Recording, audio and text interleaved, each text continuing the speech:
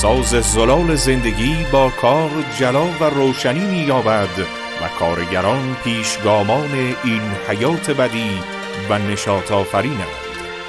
امروز روز تصدیق و تجلیل از تلاش‌های شگفت‌انگیز همه کارگرانی است که در راه آبادانی و ساخت سرزمین بزرگمان تلاش و کوشش کردند.